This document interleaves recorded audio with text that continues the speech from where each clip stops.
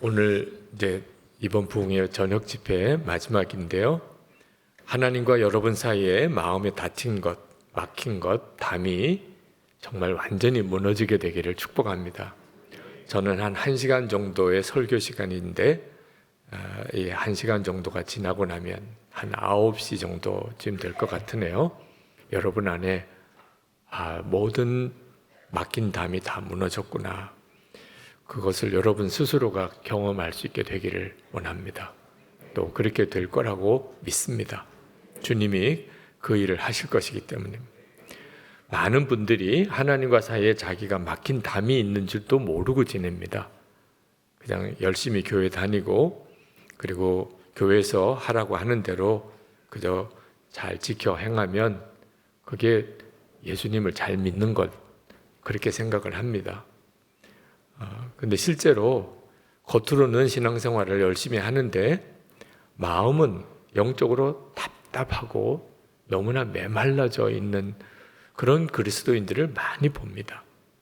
기쁨도 없고 감사도 없고 사랑도 없고 마음의 평안도 없고 그렇게 교회 열심히 다니는데 왜 그럴까? 자기도 모르는 사이에 어느덧 종교 생활을 하고 있는 거죠. 이 종교 생활에 빠진 사람들이 바로 하나님과 사이에 막힌 담이 생겨버린 사람입니다. 하나님이 자기 삶의 실제가 아닌 거예요. 현실이 아닌 겁니다. 하나님은 살아계신 하나님이라고 고백하지만 자기 삶에는 살아계신 하나님이 아닌 것 같은, 예수님 성경에 물을 포도주로 바꾸시고 오병이의 기적을 행하시고 죽은 나사로를 살리시고 그걸 읽으면서도 자신의 삶에는 전혀 그런 일들이 일어나지 않는, 이게 정말 무서운 일이거든요. 내 안에 영적인 담이 있구나, 하나님과 사이에. 이 사실을 깨닫는 것이 일단은 담이 무너지는 첫 번째 시작입니다. 내 안에 하나님과 사이에 담이 생겼구나. 회개함으로 인하여 그 담이 무너진다고 첫 번째 말씀을 드렸습니다. 그런데 무엇을 회개해야 되는 거죠? 오늘 기도해 주신 장로님이신가요? 말씀을 너무나 정확하게 요약해서 기도해 주셔서 깜짝 놀랐고 너무나 감사했습니다. 우리가 진짜 하나님 앞에 회개해야 할 죄는 그런저런 윤리적인 죄뿐만 아니고 진짜 죄는 예수님이 내 안에 계신데도 전혀 주님을 의식하지 않고 사는, 예수님을 완전히 무시하고 사는, 예수님을 영접하지 않았다면 차라리 믿지 않는 사람이겠지만 예수님을 영접했으면서도 전혀 주님을 의식하지 않고 사는 게 얼마나 주님께는 심각한 죄인지를 모르고 사는 거죠. 이 점을 하나님 앞에 정직하게 내어놓고 회개하는 일이 필요합니다. 첫째 날 그 말씀을 드렸어요. 우리가 정말 예수님을 무시하지 않고 살겠다고 마음에 고백하고 결심했으면 진짜 믿어야 되는 거죠. 예수님이 내 안에 정말 계시다. 나는 죽고 이제 예수님으로 사는 자가 되었다. 이 사실을 정말 믿게 되면, 그러면 그동안에 그렇게 영적으로 답답했던 일, 말씀을 읽지만 말씀대로 사라지지 않고 예수님을 믿지만 믿는 것 같지 않았던 삶이 완전히 달라지기 시작합니다. 단 하나 믿은 건데 예수님은 진짜 내 안에 계시다. 여러분, 예수님이 내 안에 계시는 이 은혜는 어떤 사람은 받고 어떤 사람은 받지 못하는 게 아닙니다. 오늘 예배당에 가득 우리 성도들이 모이셨는데 오늘 예수님이 어떤 사람에게는 임하시고 어떤 사람에게는 임하지 않는 게 아니에요. 그렇게 생각하는 분들이 많으십니다. 여기 계신 분들, 영상으로 지금 이 집회에 참여한 분들까지 한 사람도 예외 없이 다 받은 은혜예요. 예수님이 내 마음에 와 계신 것. 믿느냐 안 믿느냐 문제입니다. 저는 처음에는 예수님을 진짜 영접한 사람과 영접하지 않은 사람으로 나뉘는 줄 알았어요. 그래서 예수님을 영접하시라고. 그런데 그렇지가 않더라고요. 예수님을 영접했는데 그 사실을 진짜 믿는 사람이 있고 믿지 못하는 사람이 있더라고요. 그러니까 예수님이 아니면 설명이 안 되는 삶을 살고 계세요. 자, 예수님을 주님이라고 고백하는 것, 하나님을 아버지라고 부르고 기도하는 것, 예수님이 계시지 않으면 있을 수가 없는 일이에요. 마음에 하나님 뜻대로 살지 못하면 근심이 되고, 하나님이 기뻐하는 일을 하고 싶은 소원이 생기고, 어떻든지 예수 안 믿는 가족이나 친척이나 친구들, 저 사람도 예수 믿었으면 좋겠다. 마음에 주님이 계시지 않으면 있을 수가 없는 일이에요. 찬송을 들으면 은혜가 되고, 설교를 들으면 은혜가 되고, 모든 사람이 그렇지 않습니다. 예수님을 마음에 모신 사람에게만 그런 거예요. 그러니까 예수님이 내 마음에 계신 것을 내가 믿는 것인 거예요. 주님 오세요가 아닙니다. 오늘 예수님이 여러분 안에 안 계시기 때문에 주여 지금 나에게 오시옵소서, 이럴 사람은 오늘 여기 한 사람도 없습니다. 주님, 제가 함께 계신 주님을 믿어지게 하소서. 믿어지게 하소서. 이 예배당 안에서만 아니고 이제 집에 갈 때도, 집에 가서도, 내일 아침에도, 직장 가서도, 학교 가서도, 친구 만나서도, 혼자 길을 걸을 때도 믿어지게 하소서. 예수님이 함께 계시는 게 믿어지게 하소서. 그래서 이제 예수 동행 일기를 쓰면서 예수 동행 운동을 하게 된 이유이기도 해요. 이렇게 믿어지면, 예수님이 나와 함께 계신 게 믿어지면, 그러면 예전 가정이 아닙니다. 예전 내 교회 생활이 아니에요. 직장도 내가 사는 곳도 다 달리 보이기 시작합니다. 주님과 함께 사는 일이 엄청나고 놀라운 일이에요. 하나님과 사이에 막힌 담이 무너지게 된 거죠. 자, 그게 어제 드린 말씀입니다. 그러나 이제 하나 더 말씀을 드려야 돼요. 정말 중요한 말씀을 오늘 여러분에게 나누려고 합니다. 예수님이 내 안에 계시구나, 이 사실이 믿어지면 그 다음에 필요한 것이 주님께 순종하는 것입니다. 예수님 내 마음에 오셨는데, 예수님은 나를 도와주러 오신 분이 아니고 예수님은 나의 주님으로 오신 거예요. 왕으로 오신 분입니다. 제가 주님을 바라보는 눈이 열리기 전에는 늘 기도할 때 도와달라고 기도했어요. 주여 저를 도와주세요. 제가 목회를 하는데 도와주세요. 설교를 하게 되는데 도와주세요. 신방을 가는데 도와주세요. 계속 도와달라고 했어요. 입에 아주 배였어요. 근데 주님을 바라보는 눈이 뜨이고 나니까 예수님은 나를 도와주러 오신 분이 아니고 나의 왕으로 오신 분이에요. 그 점을 전혀 몰랐던 거예요. 그러니까 예수님이 내 안에 계신 것을 믿으면서도 실제로 주님의 역사가 나타나는 삶이 안 되는 거예요. 왜 그러실까? 왜 내 안에 계신데 주님은 역사하지 않으실까?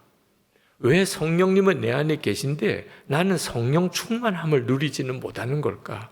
그게 저에게 있어서는 너무나 큰 숙제였어요. 근데 이유를 깨달았어요.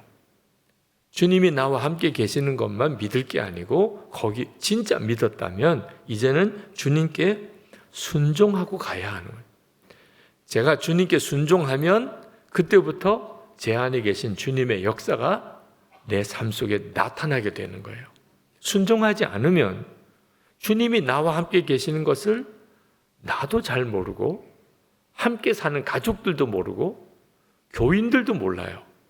예수님이 내 안에 계신데 세상에 이런 기가 막힌 일이 있나요?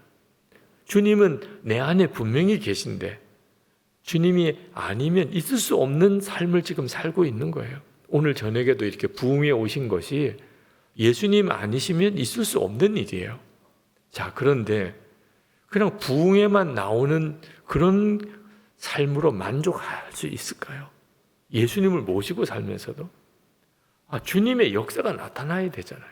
가정에서는 가정에서대로, 일터에서는 일터에서 주님은 내 안에 계신 역사가 나타나야 되잖아요.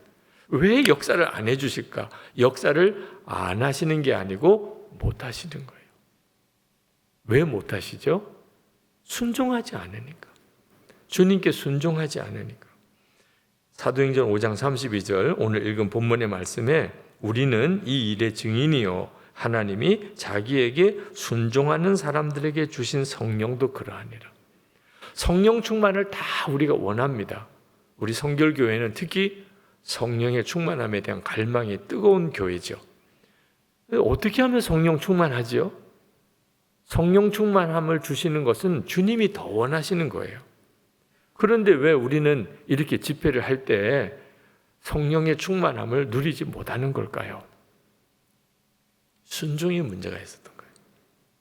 그냥 큰 소리로 주여라고 부른다고만 성령의 충만함이 오는 게 아닙니다. 성령의 충만함은 은사를 경험하거나 능력을 경험하거나 어떤 뜨거운 체험을 하는 게 핵심이 아니에요. 자꾸 그런 체험에다가 초점을 맞추니까 이상하게 흘러가게 됩니다. 성령의 충만함은 내 안에 계신 성령께서 나를 완전히 지배하시게 되는 거예요. 그래서 성령께서 내 안에 계실 뿐만 아니고 나를 통해서 나타나시게 되는 일이에요.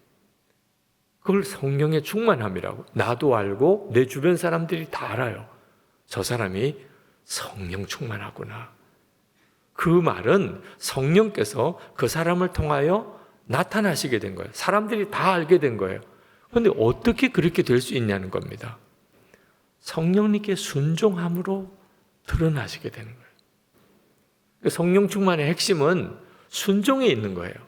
여러분이 오늘 나는 이제 주님께 온전히 순종하리라. 무슨 말씀이든지 하세요. 저는 순종하겠습니다. 라고 여러분이 결단하는 순간에 오늘 저녁에 여러분은 주님이 여러분과 함께 계심을 알게 됩니다. 주님과 사이에 막힌 담이 무너진 거죠. 본 리즈라고 하는 사람이 쓴 중국의 예수가정이라는 책이 있습니다. 그 1920년대, 30년대 중국의 예수가정이라는 지하교회, 그 교회 이야기예요. 그 중국의 예수가정이라는 책에 보면 칭틴옌이라는 중국 예성가정교회 지도자 이야기가 나옵니다. 이 칭틴옌 씨는 중국의 아주 전통적인 유교 배경의 가문에서 자랐어요. 그러니까 철저하게 유교적인 생각에 젖어 있는 사람이죠. 근데 이 사람이 이제 신문물에 공부해야 되겠다. 그런 이제 자각이 생겨서 도시에 나와서 이제 공부를 하려고 하는데 그때 당시에 신문물을 가르치는 학교는 거의 대부분 중국에 온 서양 선교사들이 세운 학교입니다. 그래서 선교사 학교에 들어가게 돼요. 선교사 학교에 들어가서 기독교를 처음 접하게 됩니다. 성경을 배우게 되고 예배를 드리게 되고 어쩔 수가 없죠. 자기는 유교 신자지만 그 학교에서 공부를 하려면 예배도 드리고 성경도 배우고 그러다가 예수님이 그리스도시구나. 십자가의 복음이 우리를 구원하는 거구나 하는 걸 알게 됐어요. 그래서 예수님을 영접하게 됩니다. 그런데 예수님을 영접하면서 마음에 성령께서 주시는 책망이 하나 있었어요. 영적인 딱 걸림이 있었습니다. 내가 진짜 예수를 믿을 거면 이건 반드시 해결돼야 된다는 자책이 있었어요. 그게 뭐냐면 아내를 버린 일입니다. 이 칭틴네 씨가 아내와 결혼을 했는데 뭐 좋은 사람 만나서 연애해서 결혼한 게 아니고 그 옛날 중국 가정 전통대로 양가가 그저 서로 약조해서 생전 보지도 않았던 그런 여자를 아내로 맞은 거예요.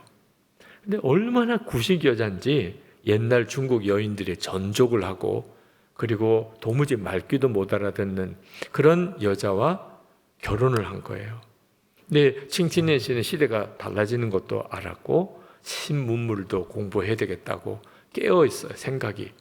이 여자랑 같이 살아서는 내가 도무지 새로운 시대에 살아갈 수 없겠다. 그래서 그때 당시는 마음이 안 들면 남자가 얼마든지 여자를 버릴 수 있는 시대였습니다. 그래서 집으로 그냥 내쫓았어요. 그렇게 파혼이 된 거죠. 그리고 자기 혼자 공부하러 이제 나왔는데 예수님을 영접하고 나니까 내가 아내를 버린 것에 대해서 말씀에 의하여 심각한 책망을 받은 거예요. 에베소서 5장 25절에 내 아내를 사랑하라. 충격을 받았어요. 그리고 그 말씀 전후를 샅샅이 훑어봤어요. 틀림없이 아내가 이쁘면 사랑하라, 말 잘 들으면 사랑하라, 아내가 똑똑하면 사랑하라, 뭐 그럴 거라고 생각하고 아무리 뒤져봐도 아무 이야기가 없는 거예요. 무조건 아내를 사랑하라는 거예요. 너무너무 고민을 하게 됩니다.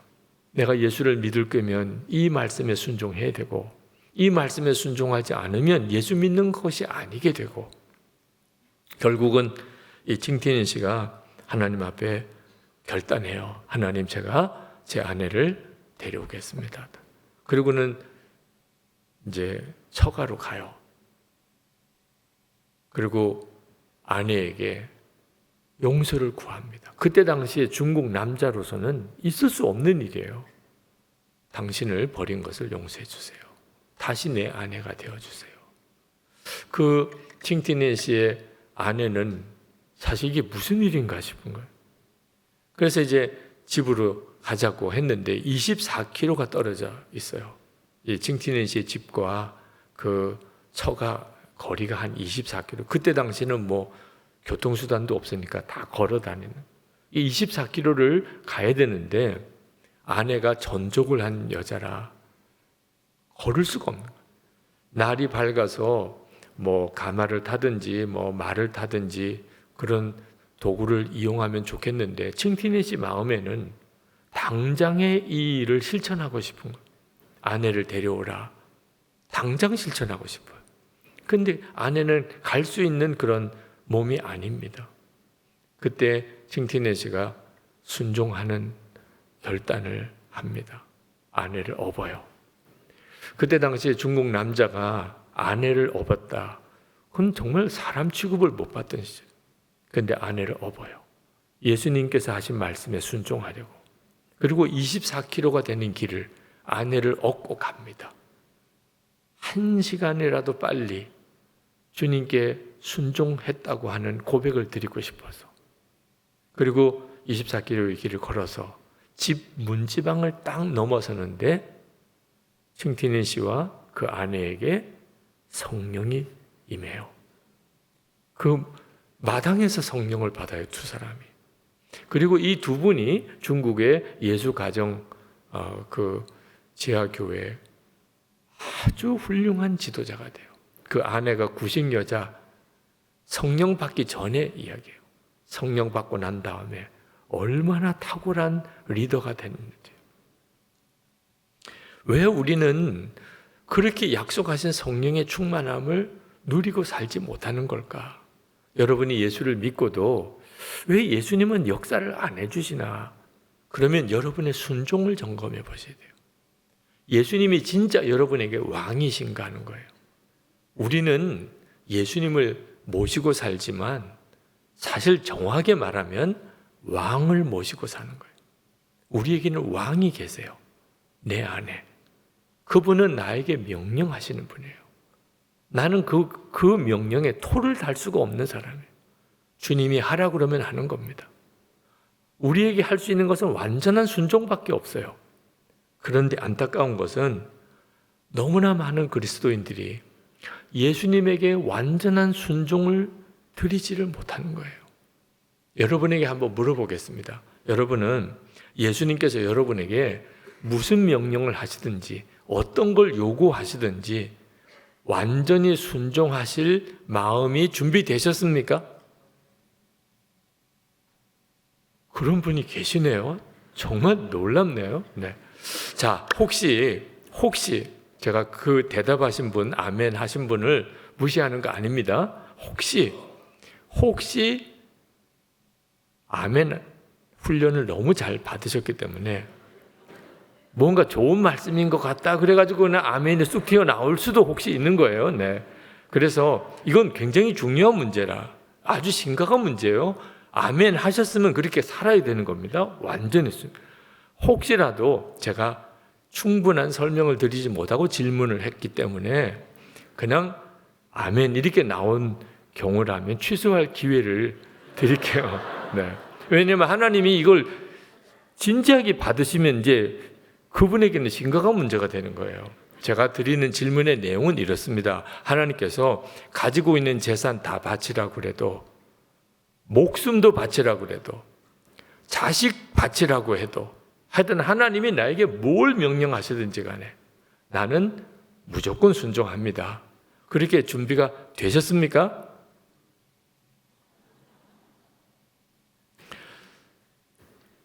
지금 너무나 많은 그리스도인들이 이런 질문을 받으면 일단 겁이 나요. 겁이 난다니까. 그게 문제인 거예요. 그게 바로 하나님과 사이에 막힌 담이 있다는 겁니다. 우리는 분명히 하나님을 사랑의 아버지라고 믿어요. 나를 위해서 독생자까지 내어주신, 그러니 하나님이 우리에게 뭘 아끼시겠어요? 그런 하나님의 사랑, 그렇게 믿는다고 고백을 해요.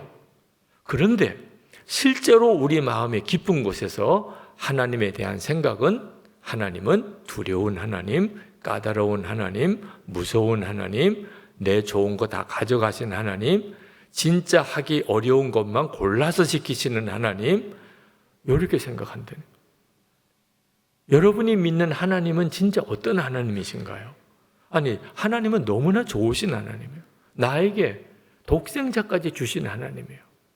이 사실을 진짜 믿는다면 하나님께서 무엇을 명령하든지 순종하겠습니까? 아멘. 뭐가 문제가 돼요?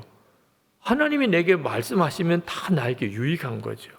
그런데 우리는 마음에 하나님이 나에게 힘든 거 시키면 어떡하지? 내가 하고 싶은 거 하지 말라고 그러면 어떡하지? 내가 꼭 정말 하기 싫은 것을 골라서 또 하라고 하면 어떡하지? 어떤 권사님이 자기는 아버지 뜻대로 하옵소서, 나의 원대로 마시고 아버지 뜻대로 하옵소서, 이런 기도를 못 하신다는 거예요. 왜 그러시냐 그랬더니 예수님이 그렇게 기도해가지고 십자가에 끌려가 죽었잖아요. 그러니까 그런 기도하면 십자가에 끌려가 죽을 거라는 거예요. 그래서 자기는 내 원대로 마시고 아버지 뜻대로 하옵소서, 이런 기도를 못한대. 참 대단한 믿음이에요. 그러고도 권사 되신 게 참 놀라운 거죠. 네. 그런데 사실 그 권사님을 참 흉보고 할 자격이 있나요? 여러분 안에는 하나님께 완전히 순종한다는 것에 대한 두려움이 다 사라지셨나요? 제가 신학교 다닐 때 그때 졸업반이에요. 학급 예배를 드리는데 이제 하루 수업을 시작하기 전에 간단히 찬송 하나 하고 성경 말씀 보고 기도하고 학급 경건회를 늘 매일 했습니다. 전도사님들이 이제 돌아가면서 하루씩 기도회를 인도했는데 어느 날 기도회를 인도하시는 전도사님이 323장 부름받아 나서님은 어디든지 가오리다, 그 찬송을 부르자고 하는 거예요. 그랬더니 뒤에 있는 누가 제발 그 찬송은 좀 부르지 맙시다. 그래가지고 다른 찬송을 부른 적이 있어요. 그 신학교 졸업반 금지곡이에요. 부름받아 나서님은 어디든지 가오리다. 여러분 이해하시죠? 여러분의 자녀가 지금 신학생이라고 생각해 봐요. 여러분 사위 될 사람이 신학생이라고 생각해 보라니까. 부름받아 나서님은 어디든지 가야 됩니까? 신천 성결교회 같은 데 와야죠. 아니 지금 신학교 졸업반 공부는 같이 하지만 이제 요 학년만 끝나면 다 임지 찾아서 떠나요. 어느 전도사님은 신천 성결교회 같은 교회 가서 사역하고, 어떤 전도사님은 아굴골짝 빈들에 가서 사역하고, 신천 성결교회에 부름받은 전도사님은 하나님이 사랑하고 복을 주신 전도사님, 아굴골짝 빈들에 간 전도사는 저주받은 전도사님. 그때는 당연히 그렇게 생각하는 거예요. 하나님이 사랑하시고 축복하시는 그런 사람은 임지 좋은 교회 갈 거예요. 예배당도 있고 교인도 있고 대우도 잘해주고 교인들도 너무나 좋은 그런 교회 다 가고 싶. 아골골짝 빈들에 교인이나 있나요? 예배당도 있나요? 생활비는 누가 줘요? 그런 곳에 누가 갑니까? 여러분 아들이 지금 목사라고 해봅시다. 여러분 사위가 목사라고 해봅시다. 그런데 부름받아 나사님은 어디든지 가오리다. 그러면 여러분 말릴 거예요? 안 말릴 거예요?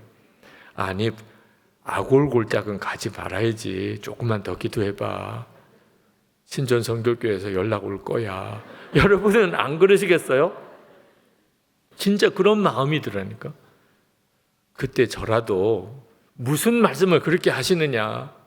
아니, 우리가 다 주의 종인데 부름받아 나섰으니 어디든지 가야지요. 주님이 가라 하시면 그래야 되는데 저도 말을 안 했어요. 저도 큰 교회 목사 되고 싶은 마음, 이왕신학교 가서 목사 되는 거, 큰 교회 목사 되고 싶은 마음, 그런 마음이 저에게도 있어요.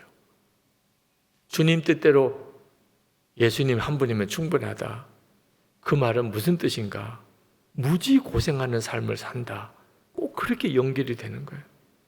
그게 너무 두려운 거예요. 이게 우리들의 문제인 거예요. 우리는 도대체 어떤 하나님을 믿고 있는 거예요? 완전한 순종이 왜 겁이 나는 거죠? 제자 훈련하면서 여러분 지갑 가져오셨습니까? 꺼내보세요. 그랬더니 아니 성경 공부하다가 왜 지갑은 꺼내라고 하나? 그래서 이제 지갑을 다 꺼내더라고요. 그래서 여러분 그 지갑 누구 겁니까? 우리 한국 교인들은요 정답 찾는 데는 선수예요. 주님 거래요. 네. 뭐 성경 공부 시간이에요. 지갑 꺼내라고 목사가 질문했어요. 답이 뭐겠어요? 우리도 주님 건데 내 지갑도 당연히 주님 거지. 근데 10명 중에 꼭 한두 명 정도는 손만 바들바들 떨고요. 이거 오늘 왜 돈을 이렇게 많이 가져왔을까? 이거 지갑 주님 거라 그러면 다 뽑아서 바치라. 그래도 할 말이 없는 거잖아요. 그죠? 꼭 그런 느낌인 것 같아요. 지갑은 넣으시고 그러면 금방 다 넣어요. 주님 거라고 그래 놓고도 다 금방 다 넣어요. 자, 여러분 집에 통장이 있습니까? 뭐 얼굴이 하얘져요.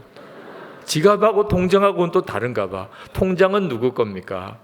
지갑은 주님 거라고 했던 사람도 통장이 누구 거냐고 물을 때는 묵비권 행사로 들어요. 대답을 안 하셔. 만약 통장도 하나님 거라고 그러면 오늘 다 뽑아서 헌금하세요. 그러면 이게 입장 곤란하다 이런 생각이 드나 봐요. 집문서 있습니까? 다들 이를 악물어요. 이 부러지겠다 이런 느낌이 들 정도로 조심해야 돼. 지금 이 순간에 정말 정신 똑바로 차려야 돼. 다 그런 느낌이에요. 목사님이 우리 교회 부채가 많다더니 이렇게 다 제자 훈련한다고 해서 모아놓고 집문서, 땅문서 다 바치게 하는구나. 꼭 그런 느낌인 거예요. 분위기가. 여러분 혹시 여러분도 그런 느낌으로 주님을 생각한다면 주님은 얼마나 마음이 아프실까? 주님은 여러분을 위해서 진짜 독생자를 아끼지 않고 다 주셨어요.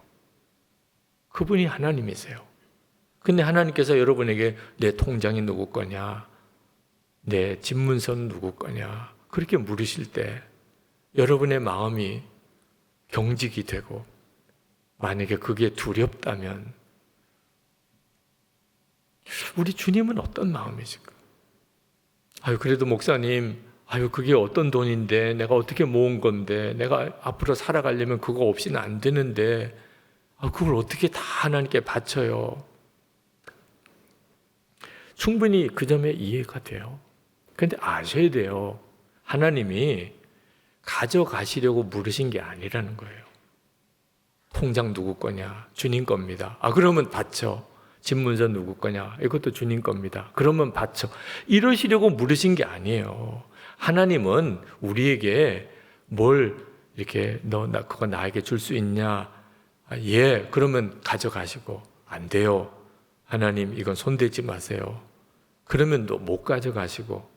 여러분은 하나님을 그렇게 알고 계세요. 하나님은 우리 허락이 필요 없어요. 여러분은 어떤 걸 가졌다가 없어졌다가 그래 본 경험 없으십니까? 주시는 분도 하나님이시고 가져가시는 분도 하나님이세요. 여러분의 목숨 바칠 수 있다 없다 여러분에게 무슨 권한이 있어요? 오늘 저녁에라도 주님이 여러분의 생명을 거둬 가시려면 허락 없이 가져가시는 거예요. 아유, 자식은 못 받죠. 자식은. 하나님, 자식은 손대지 마세요. 여러분, 병원 응급실 앞에서 통곡하고 우는 사람 못 보셨나요? 주님이 우리 자식들, 우리 가족들 허락받고 데려가셨어요. 그냥 데려가실 때 그냥 데려가시는 거예요. 하나님은 모든 것을 당신의 마음대로 하시는 분이세요. 그러면 그냥 가져가시지 묻기는 왜 물어보세요? 속 뒤집어지게. 아니, 가져가실 때 가져가시지 뭘 통장이 누구 거냐, 집문서 누구 거냐, 자식 받을 수 있느냐, 왜 그렇게 물어보세요? 하나님이 우리에게 그렇게 물으시는 것은 까닭이 있어요. 모든 것이 하나님 마음대로시지만 하나님이 우리에게서 마음대로 하실 수 없는 게 있어요. 그게 우리의 마음이에요. 우리의 마음만큼은 우리가 드리지 않으면 하나님이 가져가실 수 없어요. 아브라함에게도 이삭을 바치라, 그렇게 말씀하셨을 뿐이에요. 아브라함이 어떻게 하는가, 그걸 하나님이 지켜보시는 거죠.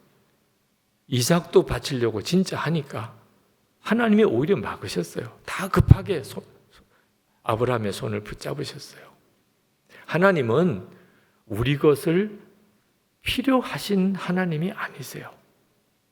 모든 것이 다 하나님이 주신 건데 단 하나, 우리의 마음이 어떤가를 알고 싶으신 거예요. 여러분이 이거 누구 거냐? 하나님 겁니다. 주님이 다 주신 건데, 주시는 이도 하나님이시고 가져가시는 이도 하나님이시죠. 그러시면 오냐 그리고 다 가져가실 것 같습니까? 그렇게 주님께 드리겠다는데도 오히려 내게 더 주시는 분이시기도 하고, 안 돼요, 이것만큼은 절대로 안 돼요, 그래도 참 냉정하시게 싹 다 가져가시기도 하시고. 우리에게 있어서 하나님에 대한 믿음이 분명해져야 돼요. 여러분, 이제부터 하나님이 여러분에게 너 나에게 완전히 순종할 수 있겠냐? 이런 질문을 받으실 때 그게 어떤 상황인지를 정확히 아셔야 돼요. 그게 프로포즈예요. 하나님의 프로포즈예요. 여러분, 어떤 공원에 젊은 남녀가 이렇게 앉아서 뭐라고 이야기를 해요. 가까이 가서 들어보니까 남자가 그 자매에게 결혼을 해달라고 청혼을 하는 거야.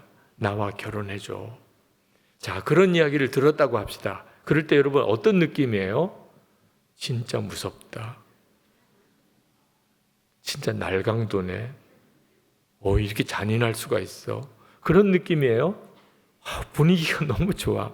그죠? 그 밤 전등 밑에 거기서 남녀가 서로 사랑을 고백하고 나와 결혼해달라고 청혼하는 그 분위기를, 그걸 무섭다, 살벌하다, 끔찍하다 이런 느낄 사람이 누가 있어요? 야, 참 보기 아름답다, 정말 좋은 때다, 그런 거죠. 그러나 실제로 한 남자가 한 여자에게 결혼을 해달라고 하는 것은 무슨 뜻이죠? 실제로는 그 여자의 모든 것을 달라는 거예요. 이제는 당신에게는 다른 여자가 없어요. 당신의 삶은 다 나에게 이제는 달라는. 생각해 보면 진짜 무서운 일인 거죠. 그런데도 그때 그 청혼을 받는 여자의 얼굴 표정이 어떨까요?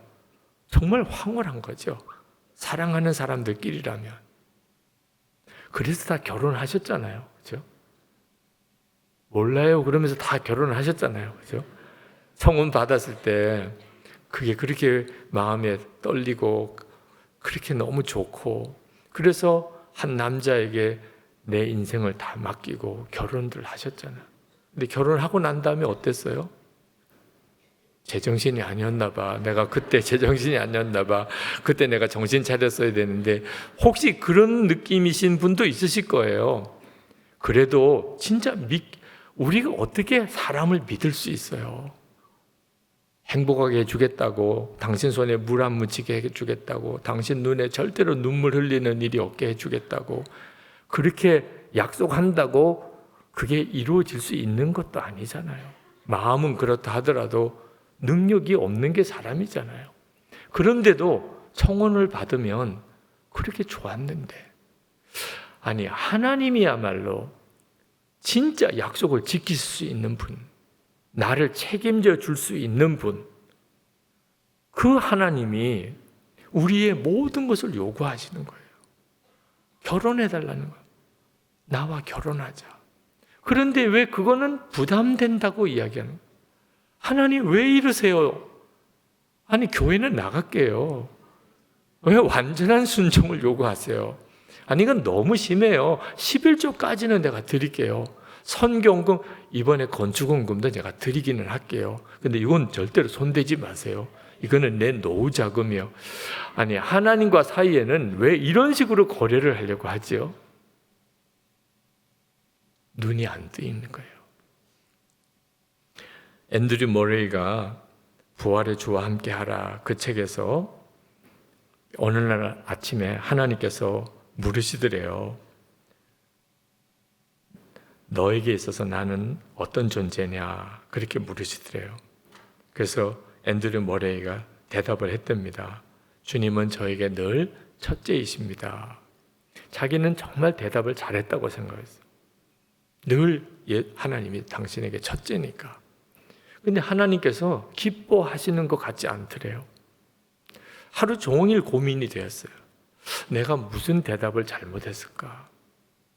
저녁쯤 가서 깨달았어요. 아, 내가 잘못했구나, 대답을. 그리고 하나님께 나아가 기도하면서 하나님은 저의 모든 것이십니다. 그때 하나님이 너무 기뻐하셨다. 책에 그 글을 쓰셨어요. 자, 여러분, 하나님이 나에게 첫째가 되시는 거하고 전부가 되시는 거하고 그 차이를 아시겠어요? 자, 만약에 남편이 아내에게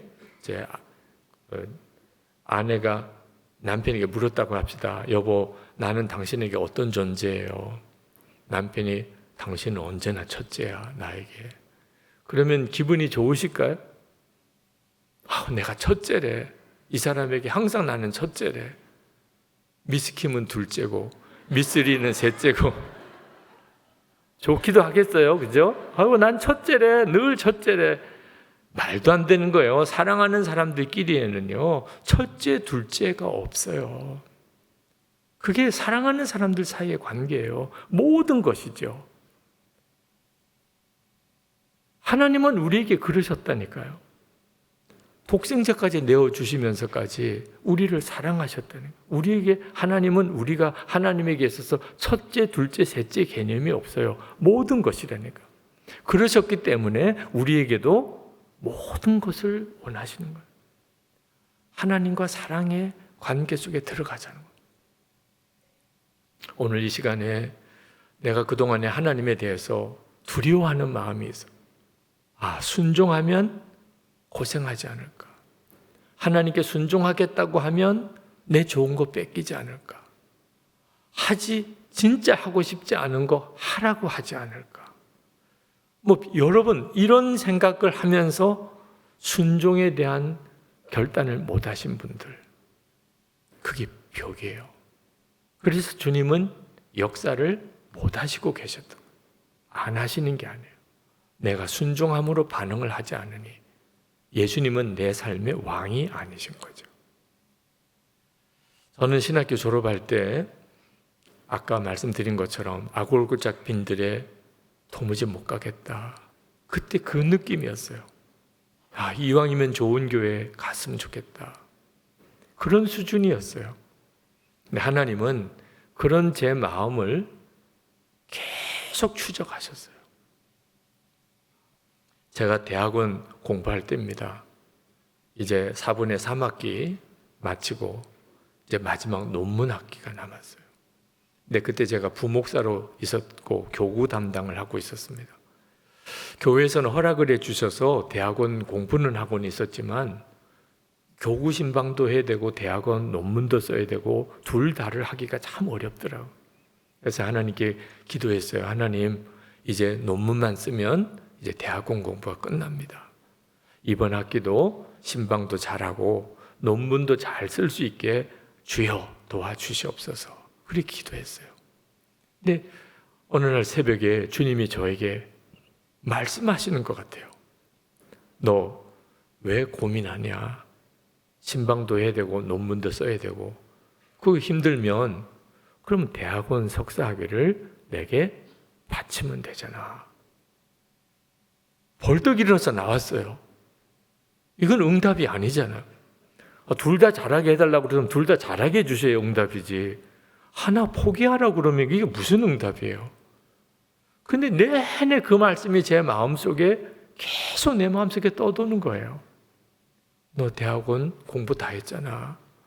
논문 개요 다 써냈잖아.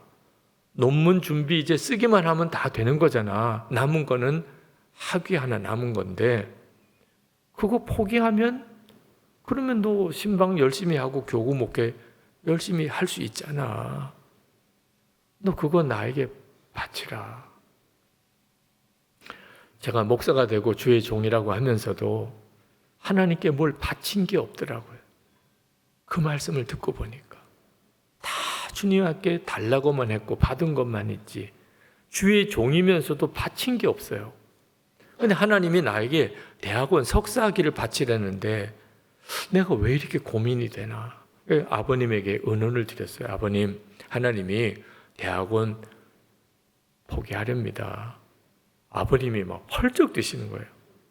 야, 그거 너 지나치게 생각하는 거야. 석사가 문제가 아니고 이제는 박사가 필요해. 이제 목회하려면 정말 공부해야 될 게 많아.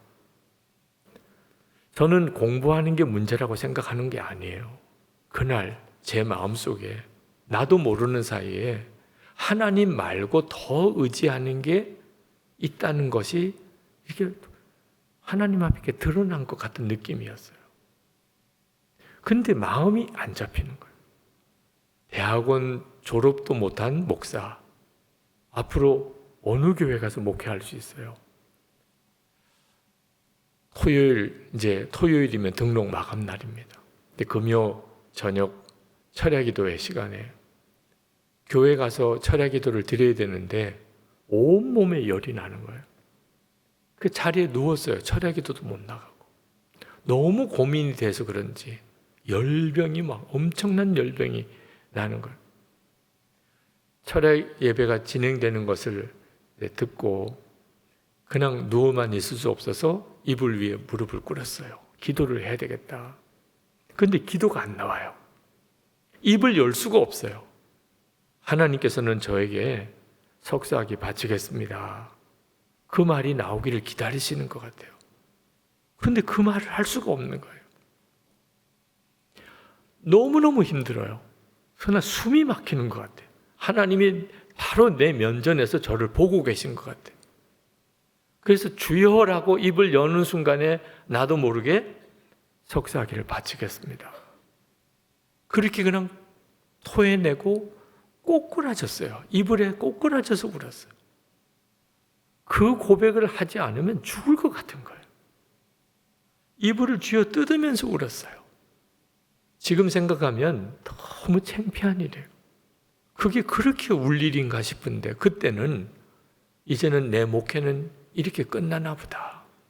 하나님이 나를 정상적인 교회에서 목회하는 것을 허락지 않으시는 모양이다. 아니 신학 대학교 졸업 정도의 학위만 가지고 앞으로 나는 어디 가서 목회하겠냐 말이에요. 그런 생각이 들었어요. 그런데 그렇게 울고 신기하게 열이 싹 내린 거예요.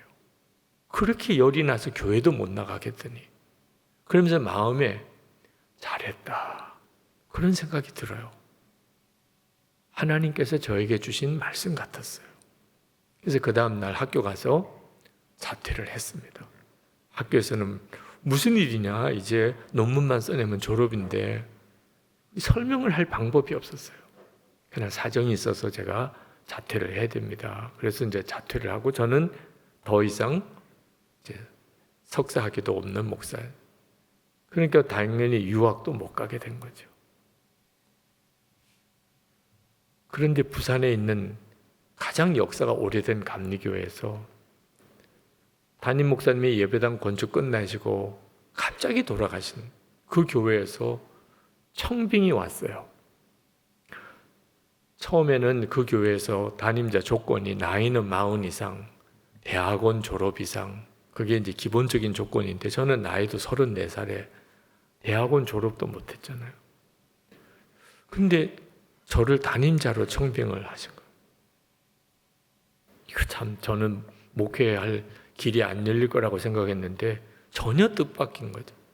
그래서 담임 목사님 허락을 받고 그 교회를 부임을 가는 그날이 졸업식이에요. 대학원 졸업식. 그날 저는 부산으로 부임을 해 갔습니다. 그리고 지금 사실 이렇게 목회를 마치고 여기 이렇게 서 있어요. 제가 제 말씀을 여러분에게 드리는 이유는 하나님께서 여러분에게 어떤 일에 대해서 명령하실 때가 여러분에게도 다 옵니다.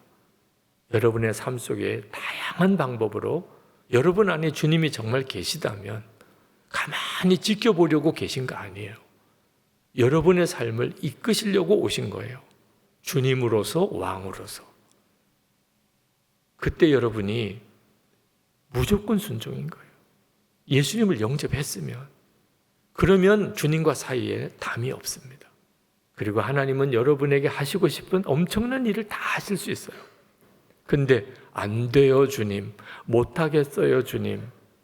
그런 순간에 주님은 여러분의 삶 속에 아무것도 못하세요. 그렇게 답답한 거예요. 예수를 믿어도 답답하게 신앙생활을 하게 되는 거예요. 제가 선한목적교회에서 목회를 하다가 예수 동행 일기를 쓰는 사역을 2011년부터 시작을 했습니다. 13년 전이에요. 제가 예수 동행 일기를 교우들에게 쓰라고 할 때 제 마음에는 교인들이 너무 기뻐할 줄 알았어요. 오늘 이 시간에도 선한목적교회 원로 목사 중보기도 팀들이 오늘 이 자리에도 여기에 와서 같이 집회에 참석하고 계신데 저는 교인들이 너무 좋아할 거라고 생각했어요. 왜냐하면 늘 저에게 그랬거든요. 목사님, 예수님과 동행하라고 목사님이 설교하시는데 그게 안 돼요. 주님과 동행하고 싶은데 그게 안 돼요. 늘 그랬거든요.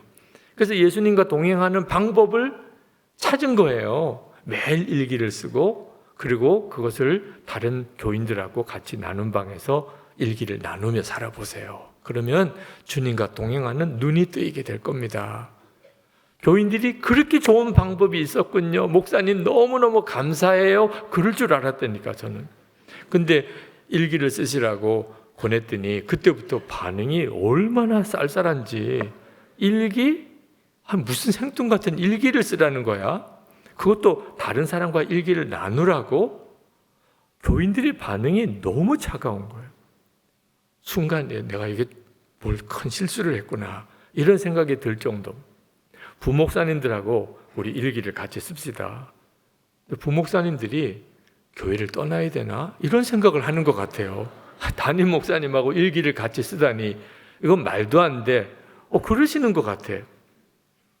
제가 목회 잘하다가 갑자기 내가 이게 무슨 엉뚱한 짓을 한 거야 이런 느낌이 확 들더라고요. 그렇게 교인들에게 주님과 동행하는 삶을 훈련시켜 드리려고 했는데도 반응이 너무 안 좋은 거예요. 그리고 실제로 일기 쓰는 사람이 생각보다 너무 적고 처음에는 진짜 안 되는 것 같았어요. 여러 목사님들에게 소개하면 반응이 없으세요. 목사님들이 관심이 없으세요. 무슨 일기를 다 쓰나 이런 생각을 하시더라고요. 근데 기도하는데 하나님께서 저에게 그렇게 말씀하세요. 너 실패할 거다. 깜짝 놀랐어요. 실패할 거라는 거예요. 일기를 써가면서 예수님과 동행하는 훈련을 하는 것을 실패할 거래요. 안 될 거래요. 그 힘이 쫙 빠지는 거예요. 그런데 주님이 또 물으세요. 그래서 안 할 거냐? 이것도 무슨 이야기예요? 실패할 거라면서. 실패할 거면 당연히 안 하는 거죠. 실패할 걸 왜 해요? 그런데 그래서 안 할 거냐? 그때 마음에 실패해도 해야 되는 게 있나? 그런 생각이 딱 들어요. 실패해도 해야 되는 게 있나? 그러니까 있더라고요. 나는 실패하겠지만 예수님은 실패가 아닌 일이 있더라고요. 저는 100년도 못 사는 거죠. 제가 사는 동안에는 열매가 없어요. 그러나 그 열매가 결국은 제가 죽고 난 다음이든지 200년, 300년 뒤에든지 열매가 맺어지면 예수님께는 성공인 거죠. 스데반 집사가 생각이 나요. 스데반 집사는 부활의 주님을 전하다가 돌에 맞아 죽었어요. 실패죠. 예수님 부활을 전하다가 돌에 맞아 죽었다니까. 그러면 예수 믿을 사람 누가 있어요? 부활의 예수님을 전하고 싶은 사람 누가 있어요? 돌에 맞아 죽는데. 스데반 집사로서는 진짜 실패로 끝난 것 같아요. 그러나 다 아시죠? 스데반 집사의 순교로 인하여 사도 바울이 나왔고 복음이 예루살렘에서부터 온 유대와 사마리아와 땅끝까지 전해지는 계기가 됐잖아요. 예수님께는 대성공인 거죠. 그렇구나. 내가 실패하는 건 중요한 게 아니구나. 주님이 기뻐하냐 아니냐, 그게 중요한 거구나. 그래서 주님, 실패할지라도 저는 계속 하겠습니다. 그때 그렇게 눈물이 나더라고요. 실패하는 길을 가야 되는 거, 이건 진짜 어려운 느낌이다. 그렇지만 마음에 하나님이 저에게 다짐을 주셨어요. 그리고 13년이 지나고 제가 은퇴하고 지금 예수 동행 운동을 하는데 아마 여러분 중에도 아마 동행 일기를 쓰시는 분들이 있으실 거예요. 가는 데마다 일기를 쓰는 성도들이 왜 그렇게 많은지. 그렇게 처음에는 반응이 없더니 교회마다 예수님 바라보고 주님과 동행하고자 하는 그런 마음의 갈망을 가지고 와서 도와달라. 우리 교회에 와서 교인들을 좀 훈련시켜달라. 그런 요청이 너무너무 많이 와요. 지금 예수 동행 운동 위드 지저스 미니스트리 사역이 해를 거듭할수록 사역이 어떤 깊이나 어떤 넓이가 엄청나게 늘어났어요. 분명히 실패할 거라고 그러셨는데 이게 뭔가 싶은 생각이 드는 거예요. 근데 깨달았어요. 실패할 거라도 그대로 나는 순종하겠다. 그랬기 때문에 여기까지 올 수 있었던 거예요. 만약에 잘 될 줄로 알았다면 아마 저는 중간에 포기했을 거예요. 반응이 없는 거예요, 반응이. 안 되나 봐.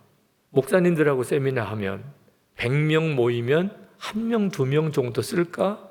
거의 대부분 안 쓰세요. 해야 돼요, 말아야 돼요? 성공할 거라고 생각했으면 못했을 거예요. 근데 실패해도 순종하겠다고 그랬기 때문에 반응이 있든 없든 상관이 없었어요. 그들이 지금 이런 역사가 일어난 거예요.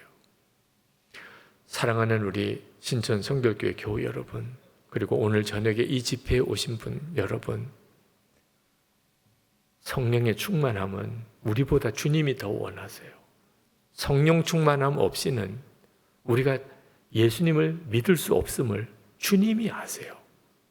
그래서 주님이 성령의 충만함을 받으라고 말씀하셨잖아요. 예루살렘을 떠나지 말고 내게 들은 바 아버지 약속하신 것을 기다리라.